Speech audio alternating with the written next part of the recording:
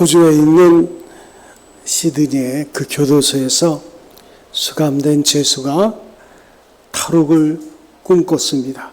어찌하면 이 지긋지긋한 교도소를 빠져나갈 수 있을까? 그래서 빵 배달차가 일정한 시간 교도소에 오는 것을 눈여겨봤습니다. 그리고 감시가 소홀한 틈을 타서 은밀히 그 차 안에 숨어들었습니다. 그 차 안은 산소가 부족해가지고 숨이 막힐 정도로 답답해가지고 온 몸이 땀과 먼지로 범벅이 됐습니다. 그렇지만 그는 얼마 후면 펼쳐질 자유로운 삶을 상상하면서 그 고통을 참아냈습니다. 이윽고 차가 멈췄습니다. 그는 주위를 살펴본 후에 살며시 그 차에서 내렸습니다. 이제는 어떤 구속도 없는 행복하고 자유로운 삶을 살리라. 그런데 그 배달차가 도착한 곳은 인근 교도소 근처였습니다. 그는 곧바로 붙잡혀서 다시 감옥으로 보내졌습니다. 그가 자유를 소망하며 탈출한 것은 결국 다른 감옥이었던 것입니다. 사랑하는 성도 여러분, 우리 인간의 삶도 마찬가지입니다. 근본적인 죄의 문제를 해결하지 못하면 우리 모두는 다른 감옥으로 탈출하는 어리석은 죄수일밖에 없는 거예요. 죄의 감옥에서 완전히 벗어날 때 비로소 자유를 얻게 됩니다. 그래서 요한복음 8장 32절에 보면 진리를 알지니 진리가 너희를 자유케 하리라. 이 진리는 그리스도 예수를 말씀하고 있습니다. 그래서 인간의 본질은 자유에 근거합니다. 자유함에 인간의 본질적인 가치가 있어요. 오늘 여러분과 저가 신앙생활하는 이유를 물어보겠어요. 우리 문순자 권사님, 우리가 신앙생활하는 이유가 뭘까요? 유구무원입니다. 땅바닥을 보고 있는 분에게 질문하겠어요. 예, 전문서를 쳐다보고 있으니 설교를 계속하겠습니다. 인간의 행복은 그가 누리는 자유의 한계에 국한됩니다. 신앙 생활하는 궁극적인 목적은 자유예요.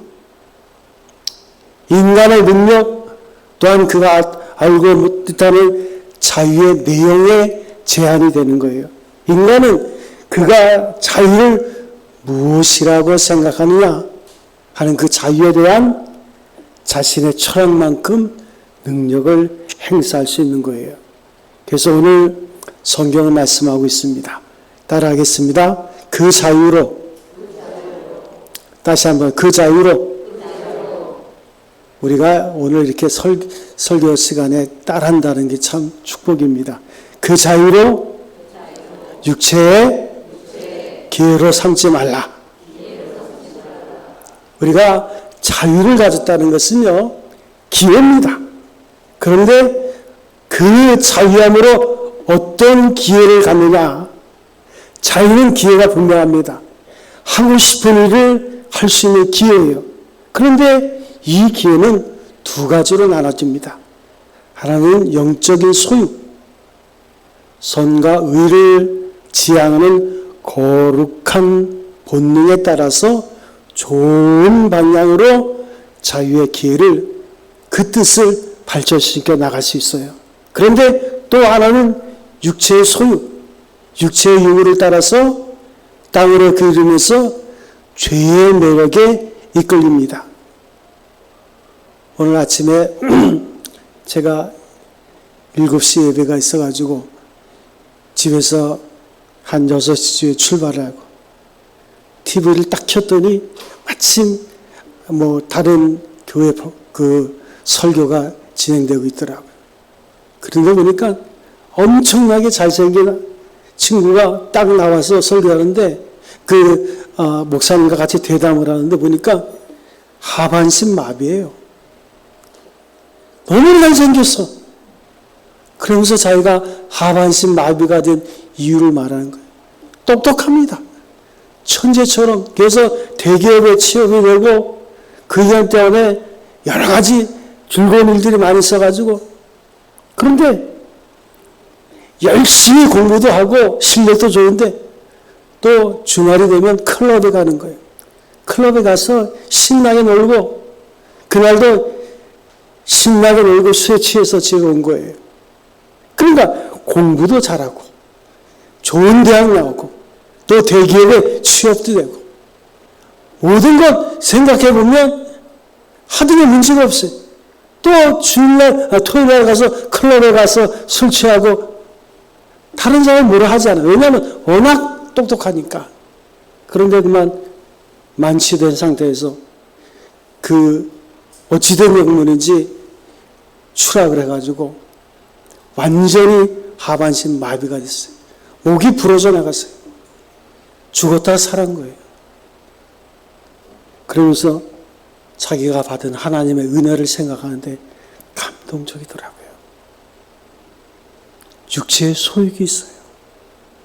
육체의 욕구를 따라서 땅으로 기울어지는 죄의 매력이 있습니다.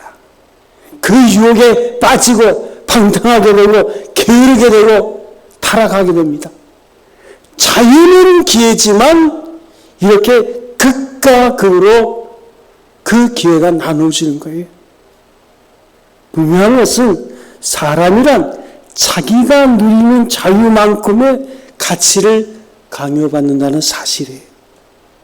그래서 자유를 어떻게 항유하느냐, 어떤 방향으로 그 자유를 사용하느냐, 거기에 그 자신의 운명이 결정이 되는 거예요. 그래서 아리스토텔레스는 가장 영광스러운 존재가 변질이 되면 가장 수치스러운 존재가 된다 그랬어요. 인간은 분명히 동물보다 많은 자유를 가졌습니다. 또 인간 중에서도 특별히 공부를 잘하거나 좋은 대학을 나오면 정치적으로나 경제적으로나 또 지식적으로나 더 많은 자유를 가진 사람이 있어요. 남보다 더 많은 자유를 가진 바로 그 존재가 변질이 되면 남보다 더 추하고 형편없이 전락하게 된다는 거예요. 그래서 정권이 바뀌어보세요. 실세들이 다 교도소 들어가고, 만물의 영장의 인간은 높은 가치의 자유를 향유합니다. 그러나 말할 수 없이 비참한 존재로 전락할 수 있다는 사실을 반드시 우리가 명심해야 돼요. 그래서 자유에는 두 가지가 있습니다. 첫째는 하고 싶은 일을 마음대로 하는 자유. 마음대로 먹고 마음대로 자고 가지고 싶은 걸 마음대로 가지고 그렇게 사는 자유. 그러나 이것은 동물적인 자유입니다. 하고 싶은 일을 다 하는 것은 동물적인 자유예요. 두 번째는 당연히 해야 할 일을 하는 자유. 이것이 인간적인 자유입니다. 늦잠 자는 것은 동물적인 자유지만 일찍 일어나야지. 의지와 결단으로 일찍 일어나는 것은 인간적인 자유입니다. 공부하기 싫어서 뛰쳐나가는 것은 동물적인 자유지만 내일을 위해서 열심히 공부하는 것은 인간적인 자유입니다. 그런 의미로 볼 때 자유를 세 가지 차원에서 분석해 볼 수 있어요. 첫째는 자유는 제한적입니다. 누구든지 자유를 다 향유할 수 있는 사람은 없어요. 제한을 받아요. 우리가 어떤 음식을 먹을 때도 맛있는 음식이 산해집니다. 제가 저희 강남에 그 호텔에서 하는 뷔페에 가보면요, 엄청나게 음식 가짓수가 많아요. 63빌딩 좀 비싸긴 하지만 거기 뷔페 가보세요. 수도 없이 많아요. 그 한 가지만 다 먹어도 배불러서 다 못 먹어요. 옛날 로마 사람들은 향락을 일삼을 때는 먹고 싶은 음식은 마음껏 먹었습니다. 그런데 또 먹고 싶은 음식 있잖아요. 그럼 어떻게 하는지 아세요? 손가락을 목구멍에 넘어가지고 그 전에 먹은 음식을 토해내고 다시 먹었다는 거예요. 마음껏 먹고 싶지만 위장이 한정되어 있으니까 먹는 것도 한계가 있는 거예요. 마찬가지로 가고 싶은 곳을 다 갈 수는 없습니다. 우리가 한번 유럽 여행 갔다 오면 가고 싶어요. 저도 미국에 한 3번 갔다 왔는데 단기로 몇 개월씩 가서 공부하고 그랬는데 처음에 갔을 땐 야, 내가 왜 젊었을 때 못 왔을까? 진짜 좋더라고요. 하고 싶은 걸 다 하면서 살 수도 없습니다. 자유는 제한적인 거예요. 또 마땅히 제한을 봐야 됩니다. 물고기가 자유롭다고 해서 물 밖으로 나가면 어떻게 해요? 죽어요. 결혼한 사람에게는 가정이라는 아름다운 울타리가 있습니다. 그런데 그 제한된 울타리를 뛰쳐나가면 영적으로 죽는 거예요. 결국에는 이 자유에도 제한이 있어요. 이 자유의 한계를 벗어나는 것이 뭡니까? 방종입니다. 그래서 죄의 종이 된 사람들이 있어요. 자유롭기는 한데 결국은 죄의 종이 돼서 노예생활 같은 그런 삶을 사는 분들이 있어요. 우리에게는 자유의 한계가 있습니다. 또한 내 자유가 남의 자유를 구속할 수 없는 거예요. 내가 하고 싶은 말을 다해서 상대방을 괴롭히는 것은 도덕적으로 잘못된 일입니다. 그래서 리더십에서는요, 솔직하다는 말을 하지 마세요. 말라는 거예요. 내가 누구를 봤어요. 오랜만에 봤어요. 근데 팍상 늙었어. 그래가지고 아이고 내가 솔직하게 말하는데 팍상 늙었는데 그런 상대방이 기분이 좋아요 안 좋아요? 그러니까 솔직하게 말하지 말라는 거예요. 지혜로운 사람은 상대방의 기분이 좋은 말을 하는 거예요. 그게 지혜예요. 아니 왜 팍상 늙었어도 다른 말로 그 사람을 칭찬할 수 있잖아요. 얼마든지 할 수 있잖아요. 그런데 기껏 나는 거짓말을 못해. 나는 정직해. 그래가지고 남을 속상하게 하는 사람들이 있는 거예요. 나는 뒤끝이 없어. 뭐 뒤끝이 없어요. 폭탄을 터뜨려 놓고는. 얼마나 많이 상처가 아픈데. 그러니까 상대방, 내가 하고 싶은 말을 다 해가지고 상대방을 괴롭히는 것은 도덕적으로 잘못된 거예요. 내 감정을 다 드러냄으로써 상대방의 기분을 어지럽혀서는 안 돼요. 적어도 남의 감정을 해치진 않아야 한다는 도덕적 한계가 있습니다. 그러한 의미에서 우리는 오직 제한된 자유를 향유할 수 있는 거예요. 본래 자유에는 그런 의미가 내포되어 있어요. 또한 자유는 스스로 선택하는 자유입니다. 이는 또한 스스로 버리는 자유예요. 내게 주어진 권리, 내게 주어진 자유를 스스로 포기하는 자유.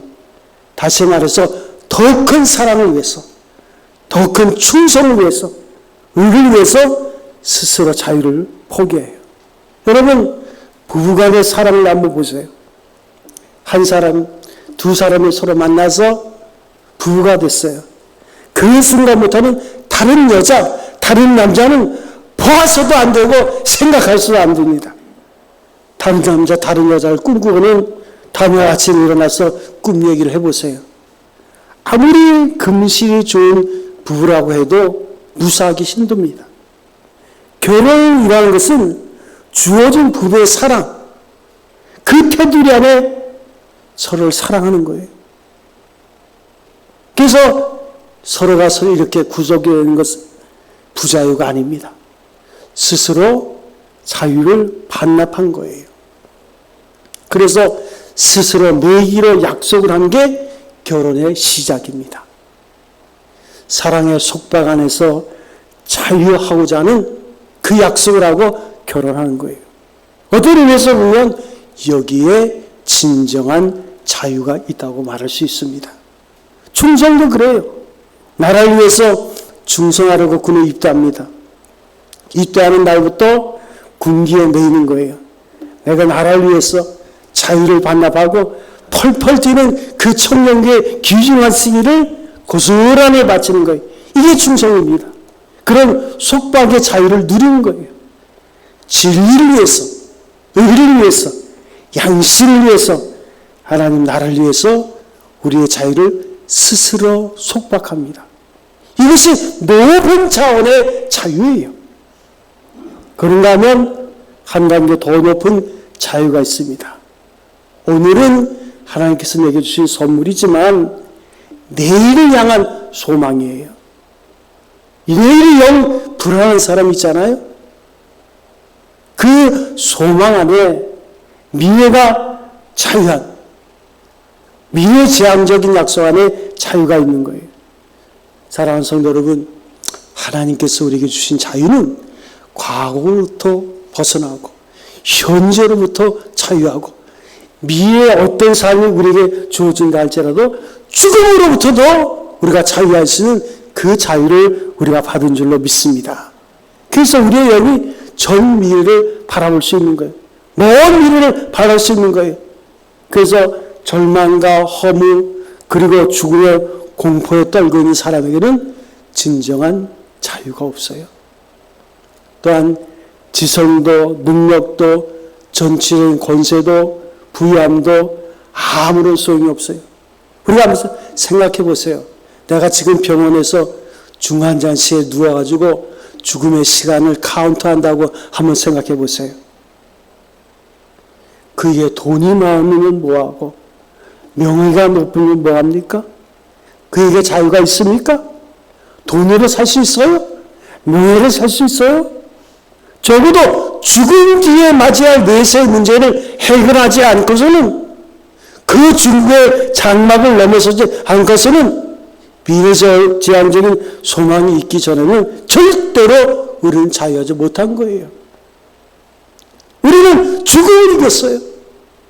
그래서 예수께서 죽음을 넣어서 부활의 소망을 주시고 영원한 하나님의 나라를 소유한 줄로 믿습니다. 이 자유를 가지고 사는 자들이 바로 크리스찬들이에요. 그래서 또한 자유는 미래입니다. 미래에 대한 보장과 약속이 없으면 자유가 없는 거예요. 이것이 참으로 중요한 문제입니다. 우리는 그리스도 예수로 말미암아 우리에게 주어진 저 미래적인 생명을 바라보면서 소망의 사람이 될 때 비로소 자유인이 되는 거예요.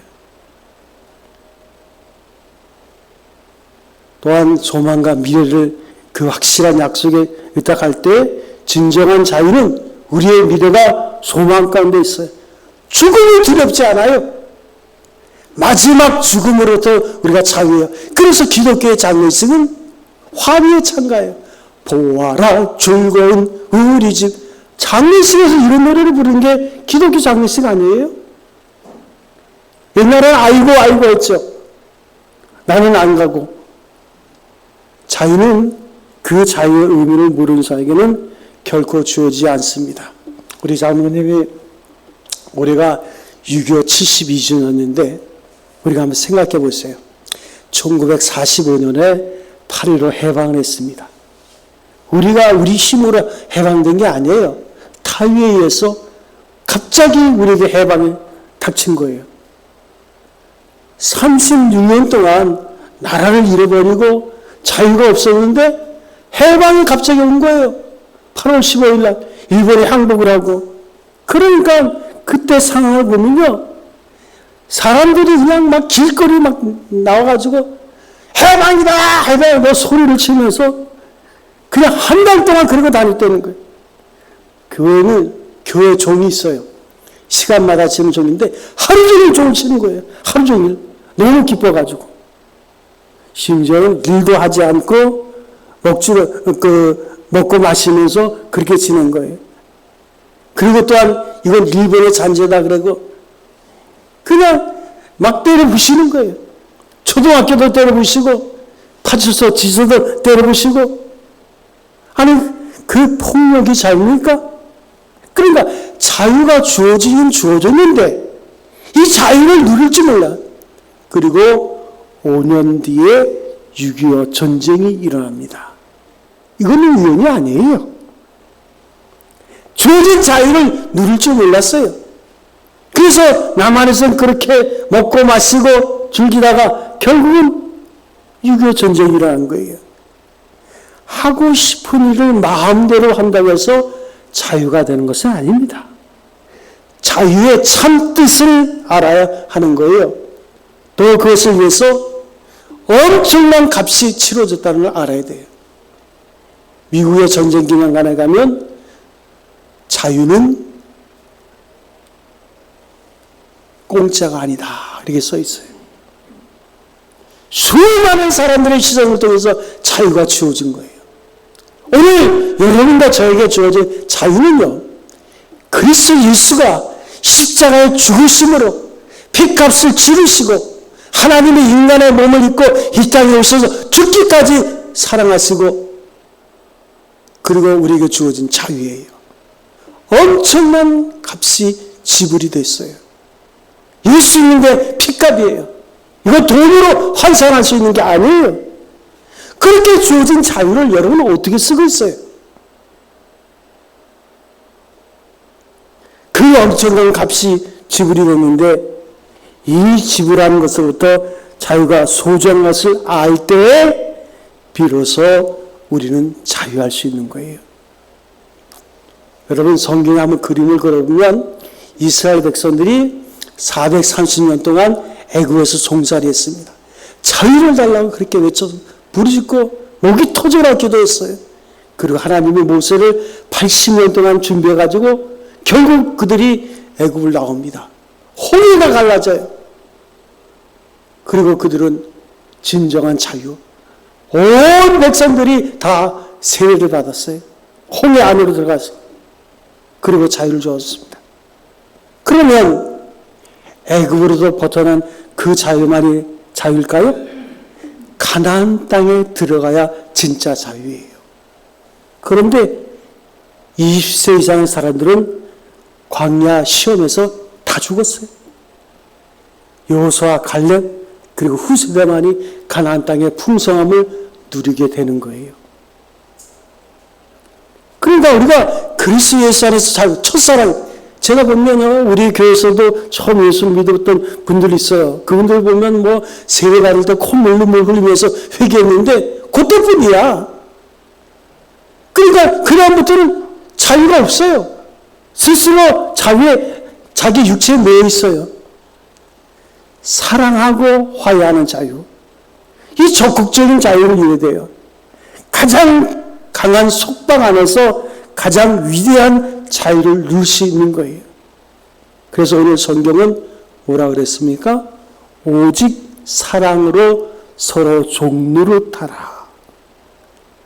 사랑 안에서 서로 종노릇하라.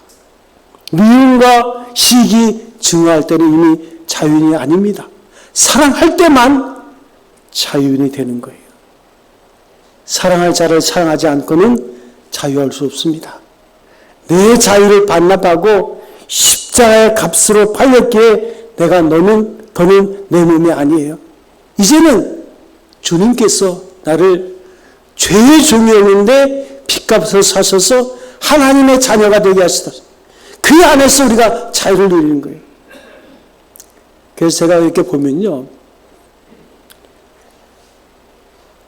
신앙생활을 문승자고서를 제가 이렇게 보고 있어요. 계속 신앙생활할 때 신앙생활의 경륜이 오래되면 이 사랑이라든가 삶의 태도라든가 이게 바뀌어야 되잖아요.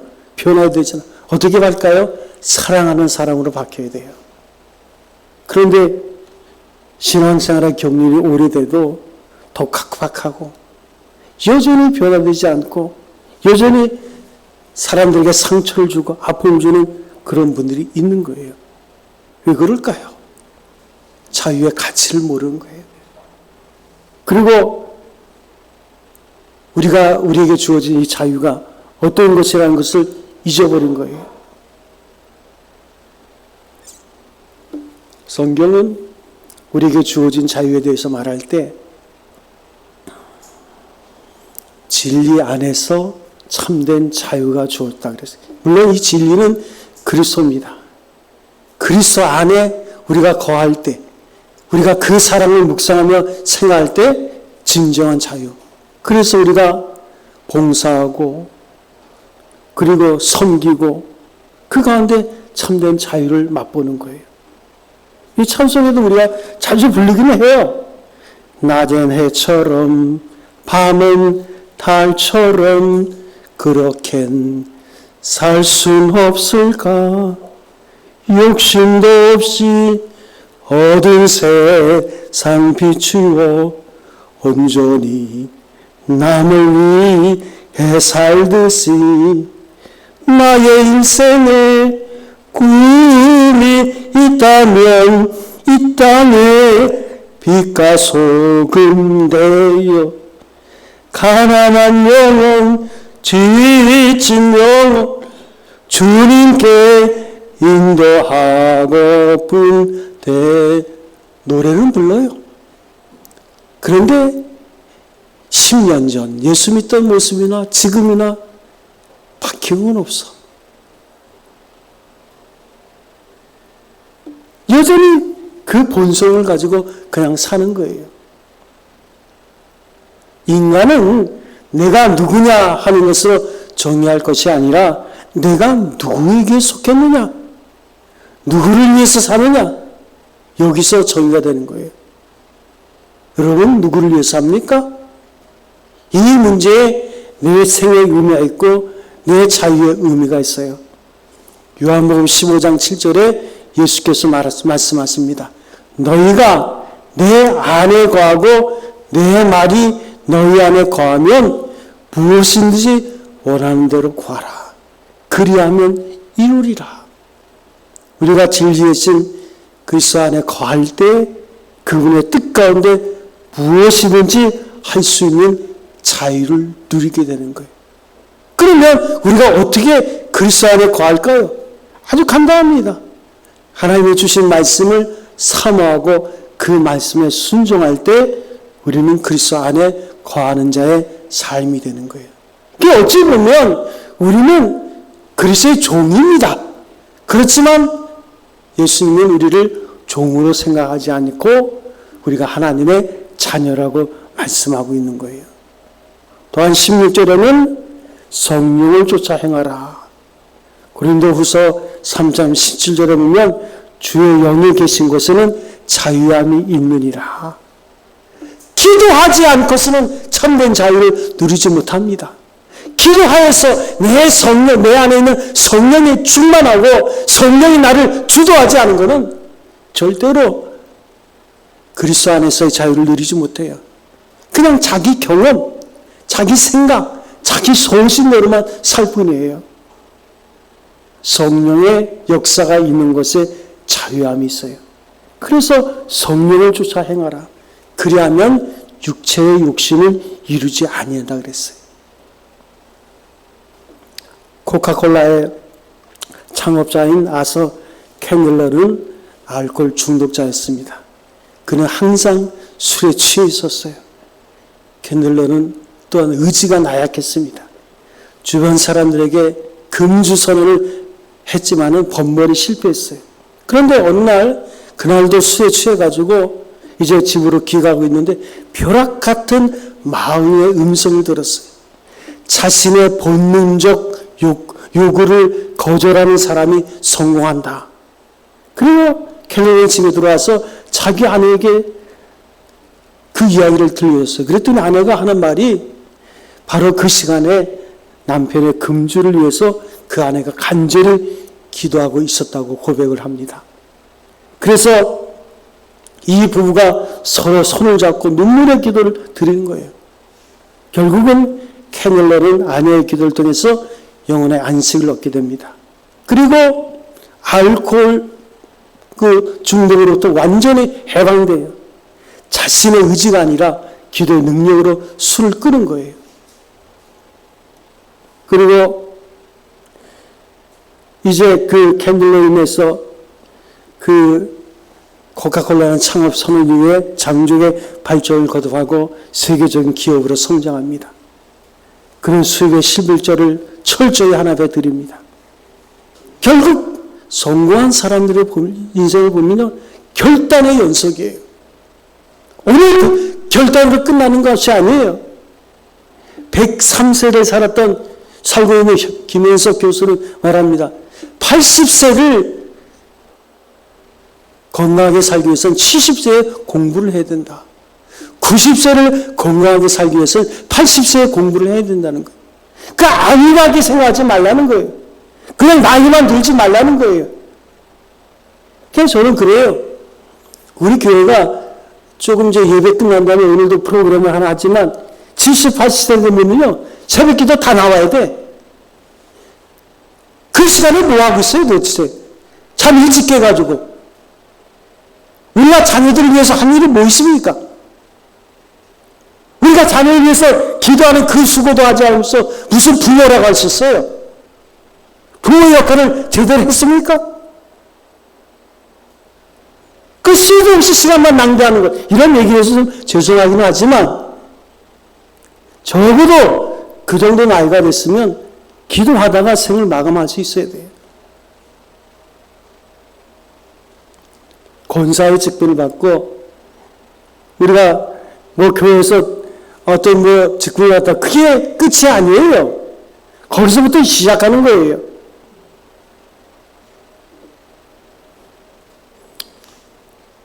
오늘 설교하다 보니까 내가 흥분하네.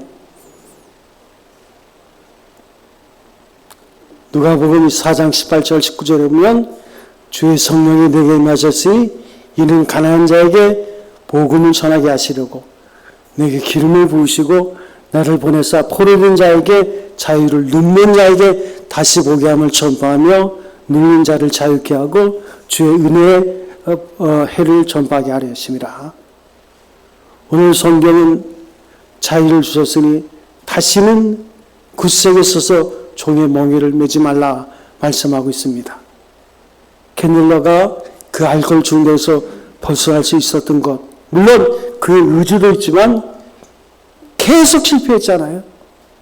결국은 마음의 음성, 그리고 그 억압과 사슬로부터 구원하시를 원하시는 성령의 능력이 함께 있던 거예요.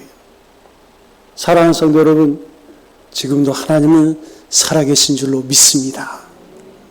여러분들이 우리 안에 거하시는 성령의 인도하심, 오늘도 주의 말씀을 듣는데 그 말씀이 우리의 삶에 순종이 되고 또 성령의 인도하심 속에 늘 깨어 기도하는 자의 삶을 될 때 하나님께서 우리 자신뿐만 아니라 우리의 가족을 통해서도 참된 자유를 누리게 하시는 거예요.